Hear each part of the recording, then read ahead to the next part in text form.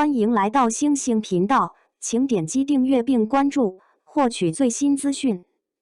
王楚然、程磊新剧《成何体统》首播6集，口碑出炉，观众评价一针见血。终于盼来了我早列入追剧清单里的《成何体统》了。《成何体统》是由王楚然、程磊主演的反套路穿书轻喜剧，就在今天中午12点整登陆爱奇艺全网独播，一口气首播6集。作为追剧的我，真想对导演说一句大气。成何体统从选角官宣到定档开播，这部剧就靠着双川反派联手改命的鬼才设定调足观众胃口，没有俗套甜宠，没有无脑开挂，一上线就赚足观众眼球。首播6集全程高能，笑点、悬念、反转层层递进，主演阵容更是颜值与实力双在线。王楚然饰演现代社畜王翠花，穿越成短命妖妃的于婉音；程磊饰演同样来自现代，伪装成疯批暴君的夏侯诞；唐小天饰演原书天选男主夏侯伯；胡逸璇饰演原书女主谢咏儿，更有马苏、樊少皇等实力派配角助阵，全员适配度拉满，没有一个角色拖后腿。现代普通社畜王翠花熬夜改剧本时，意外穿进自己经手的狗血穿书文《穿书之恶魔宠妃》里，没有成为万众宠爱的女主，反倒成了书中之战几百字戏份，注定惨死的祸国妖妃于婉音。按原著剧情，她妖媚惑主，祸乱朝纲，和残暴无道的暴君夏侯诞一起，被天选之子端王夏侯伯与正义女主谢咏推翻，最终双双落得身首异处的下场。开局就是地狱模式，换谁都得慌。可于婉音没想到，这位杀人不眨眼的暴君夏侯诞，根本不是土生土长的古代人，他也是从现代穿越过来的。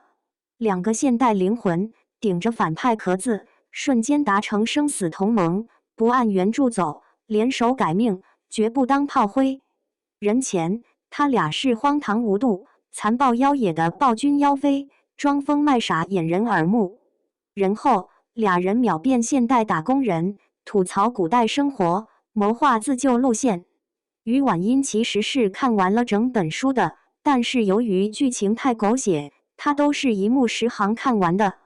所以知晓剧情这个金手指对于婉音来说帮助并不是特别大。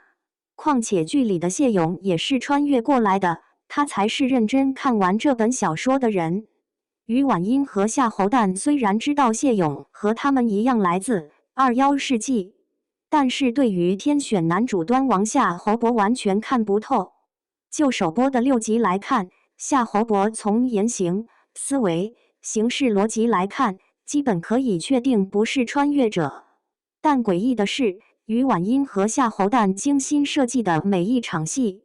每一步暗棋，总能被夏侯伯精准识破，轻松化解。他的真正底牌完全猜不透，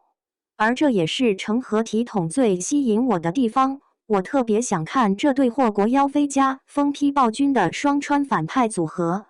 如何一步步瓦解天选男女主的主角光环，避开他们必死的结局。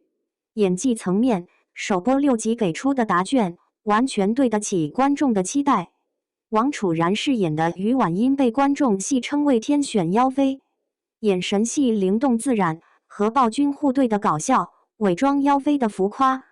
角色之间的切换丝滑不突兀，可谓是颜值与演技双双在线。程磊的进步更是肉眼可见，值得夸。朝堂之上，阴质暴力，眼神冷冽，一言不合就提剑杀人；私下里秒变现代吐槽役，抱怨古代没网无聊。作为看过首播6集的观众，我只想说，这个暴君随地大小风，越看越上头。首播6集刚更完，首播口碑就新鲜出炉，观众评价2集却一针见血，好的坏的都特别真实。喜欢的观众彻底沦陷。有人直言夏侯诞这个角色太过瘾，恨不得自己冲上去演2集。有人感慨找到了当年看《太子妃升职记》的快乐，无厘头又不尬。还有人夸剧情节奏快，笑点密，解压又好追，是开年古偶当之无愧的黑马。有好评自然也有差评，不买账的观众觉得剧情又颠又尬，无厘头过头显得刻意，也有人认为男女主演技一般，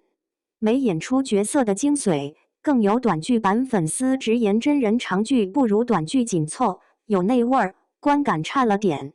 作为看过电视剧的普通观众，我想说一句，首播6集虽有小瑕疵，但整体瑕不掩瑜。至少就目前6集来看，这波反套路穿书值得追。